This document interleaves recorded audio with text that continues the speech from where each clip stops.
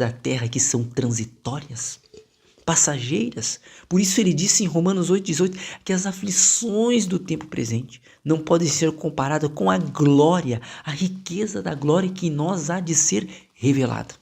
Perceba que este último reinado, o reino do ferro, ele vai estilhaçar, ele vai pisar sobre as nações da terra. Quem se colocar contra esse governo ditatorial, um governo que tem uma cara de comunista, né?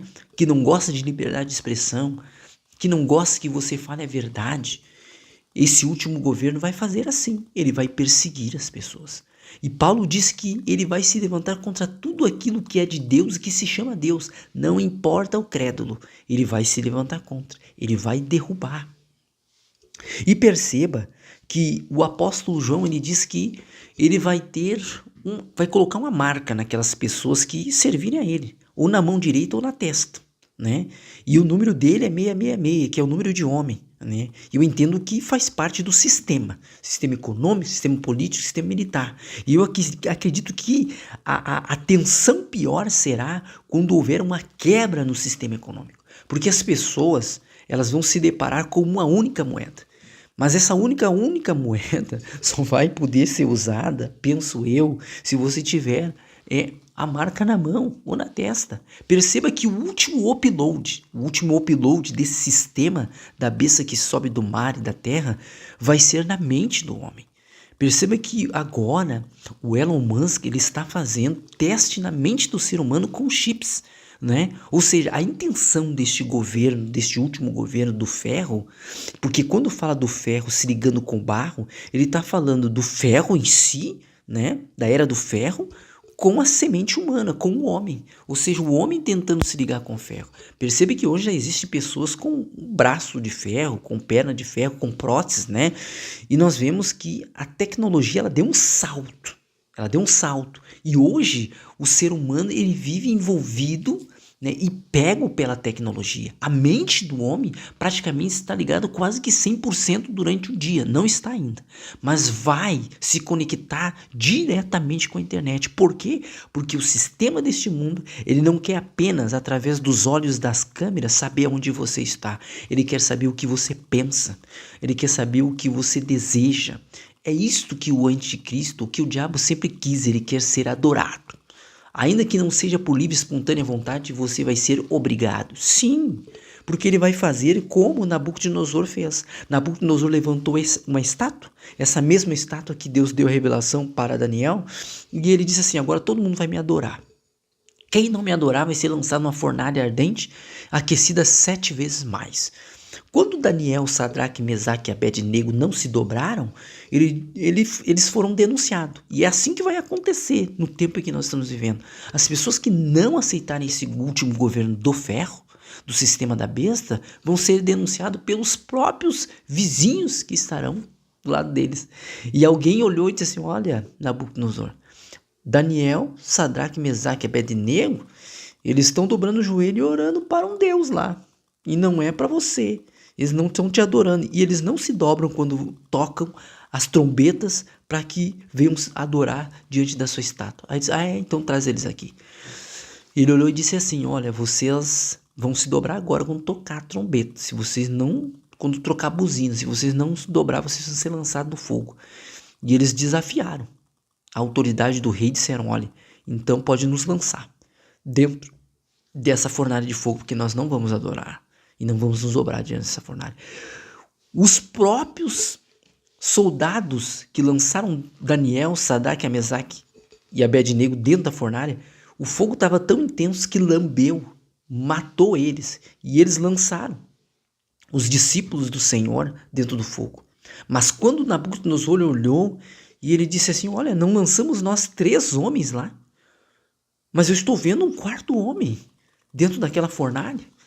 E ele entendeu que o Deus de Daniel era o Deus do fogo. Porque a Bíblia diz que Deus é um fogo consumidor. E ele estava andando, Jesus, Yeshua HaMashiach, estava andando no meio do fogo. E ele disse, Daniel, servo de Deus vivo, saia para fora.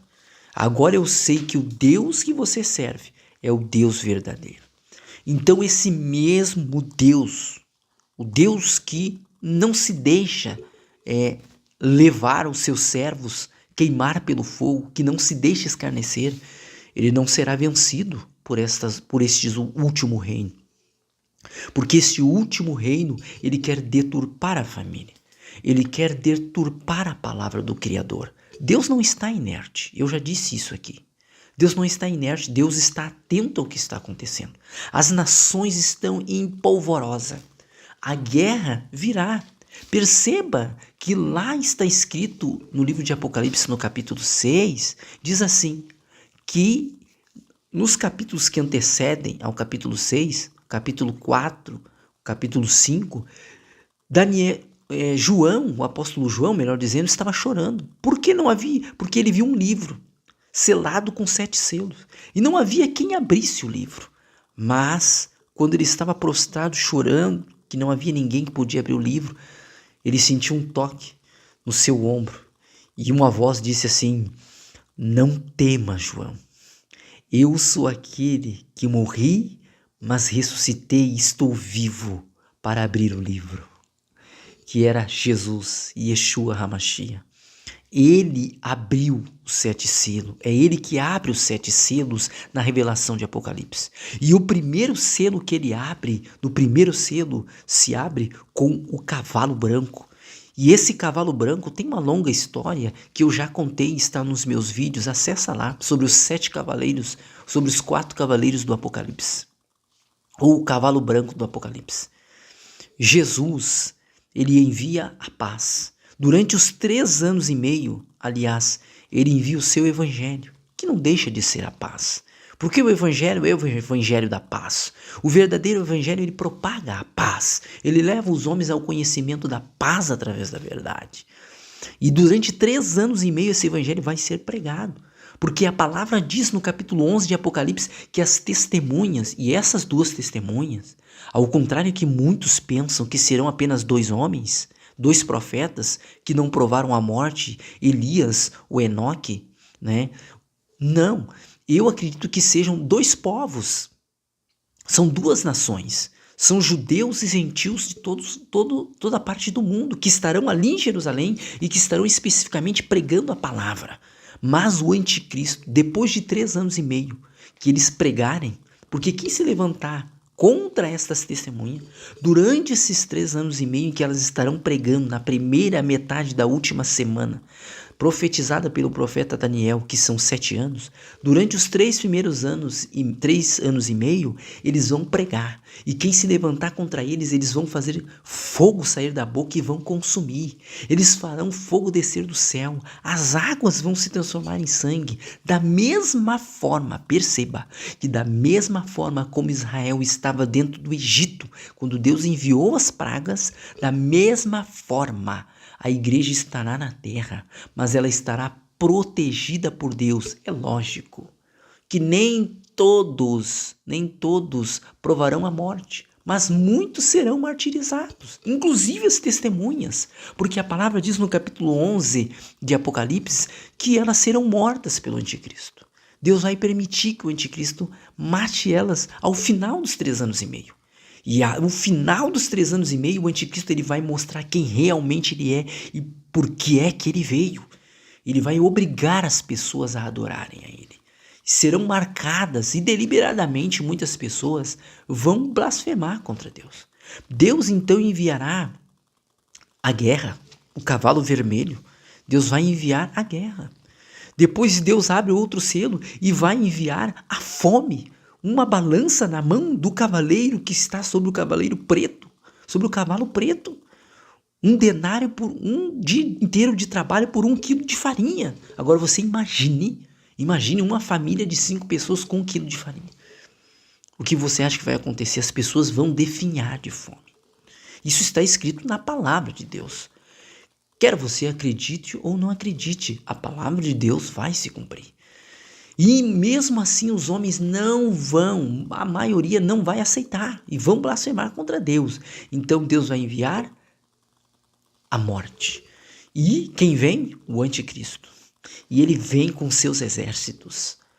E ele traz a morte, ele traz a guerra, tudo que não presta, mas ele será vencido, porque a palavra de Deus diz no livro do profeta Daniel.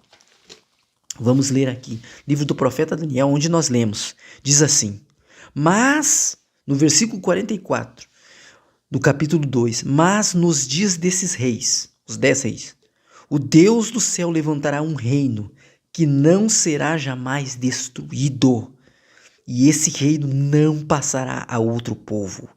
Esmiuçará e consumirá todos esses reinos e será estabelecido para sempre. Para sempre. Então perceba que o reino milenar de Cristo serão 1000 anos nas bodas do Cordeiro, no momento em que o anticristo estiver para destruir Israel na sua totalidade. Zacarias, no capítulo de número 14, fala que metade de Israel será tomada. Perceba que há vários eventos acontecendo simultaneamente. Quando Israel for tomada pela metade, estiver indo para a destruição, Jesus vem e desce sobre o Monte das Oliveiras. Em Atos dos Apóstolos, no capítulo 2, quando Jesus foi assunto ao céu, porque ele passou 40 dias na terra, a Bíblia diz que quando ele foi assunto ao céu, 2 anjos pararam do lado de Jesus, e ele foi assunto ao céu, e eles disseram para os discípulos: varões galileus, por que estás olhando assim para o alto? Este mesmo Jesus, com o corpo glorificado, ele voltará neste mesmo lugar. Jesus vem agora. Apocalipse 1:7 diz que ele virá visível. E Zacarias 14 diz que ele vem e pisa sobre o Monte das Oliveiras. E o Monte das Oliveiras se abre no meio. Da mesma forma como Deus usou Moisés para estender o cajado, levantar a mão e o mar vermelho se abriu, o povo passou no meio. Deus vai dar um escape para Israel. Mesmo Israel não crendo em Deus até hoje, né? E crendo no Talmud, crendo nessas falsas promessas que distorcem a palavra, Deus tem promessa com Israel. A igreja do Senhor é uma só, mas perceba que Deus abre o caminho, divide o Monte das Oliveiras para o Oriente, para o Ocidente, para o Norte, para o Sul. Israel passa livre, a salvo ao meio. E ao mesmo tempo Deus envia, capítulo 24 de Mateus, os seus anjos para fazer a última colheita. Então perceba que nós estamos falando aqui da última festa, porque nós temos 7 festas, e as últimas 3 festas ainda têm que se cumprir, que é a festa das trombetas, a festa das trombetas, a festa da expiação e a festa dos tabernáculos. Perceba que na festa das trombetas a igreja está trombeteando agora e vai até Apocalipse 11, aonde as testemunhas dos povos e 2 nações estão pregando. Depois elas morrem, é a festa da expiação, é a oferta, é as melhores ofertas, a melhor colheita somos nós. E isso está relacionado ao dízimo. A melhor oferta somos nós, é a nossa vida, é a nossa consagração diante de Deus. E depois vem a última festa, a festa dos tabernáculos, quando Deus ele desce com a nova Jerusalém, a Jerusalém celeste, depois dos 1000 anos, desce sobre a Jerusalém terrestre. Sim, porque haverá o sacerdócio celestial, né, aonde a igreja habitará, e o sacerdócio terreno, aonde Israel habitará. Mesmo Israel não crer em Deus, Deus dará a Israel a oportunidade de ensinar as nações que subirão de toda a terra, porque sobrará nações na terra. Elas subirão até Jerusalém, até Israel, para ouvir e aprender do verdadeiro Deus Todo-Poderoso. Então, irmãos, perceba que as nações, elas estão se movimentando. Há guerras e rumores de guerra. E nós estamos aqui para que um estupim de uma 3ª guerra mundial venha acontecer. Mas nós temos que nos manter em oração para que nós estejamos preparados no Espírito, para que não venhamos ser pegos de surpresa. Não que nós seremos pegos de surpresa porque Jesus vai vir em segredo. Jesus não vai vir em secreto. Jesus vai vir visível. Né? Ele vai vir como um ladrão da noite, mas não significa que ele não vai aparecer. Jesus vai aparecer sim. Ele virá visível no final da última semana.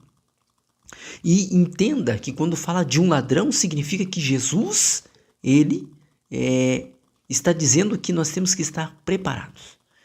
Então que Deus abençoe vocês. Guarde essa palavra, curta, compartilhe e se inscreva no canal. Deus abençoe poderosamente vocês em nome de Jesus.